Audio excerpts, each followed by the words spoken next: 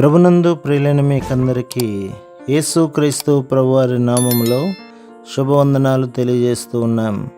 ఎడారిలో సెలయేర్లు అనే ఈ దిన ధ్యానము కొరకై స్వాగతం. ఏప్రిల్ 30. అప్పుడు చూపునకు వికారమై చిక్కిపోయిన ఆ ఆవులు చూపునకు అందమై బలసిన ఆవులను తినివేయుచుండెను. అప్పుడు నిండైన పుష్టిగల 7 వెన్నులను ఆ పీల వెన్నులు మృంగివేసెను. ఆదికాండం 41వ అధ్యాయం 4-7 వచనాలు. ఆ కళను ఉన్నదున్నట్టుగా చూస్తే మనకొక హెచ్చరిక కనిపిస్తుంది.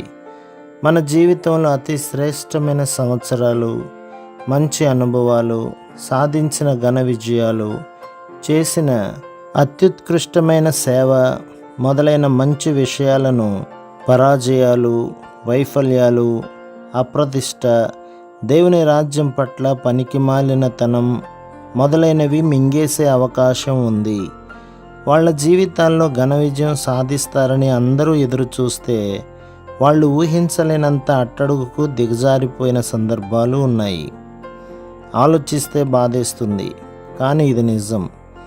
ఒక భక్తుడు చెప్పాడు, ఇలాంటి విచారకరమైన విషయం నుండి తప్పించుకోవాలంటే ఒక్కటే సాధనం.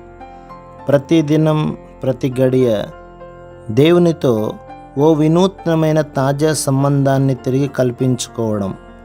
నిన్నటి నా ఘనకార్యాలు, నా గతంలోని దీవెనకరం, ఫలభరితం, జయకరమైన అనుభవాలు ఈ రోజున నాకేమి లాభం కలిగించవు సరికదా.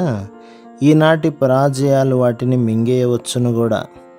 కానీ నిన్నటి గొప్పతనం అంతా ఈరోజు నేను అంతకన్నా గొప్ప పనుల్ని చేయడానికి ప్రేరేపణగా ఉండాలి.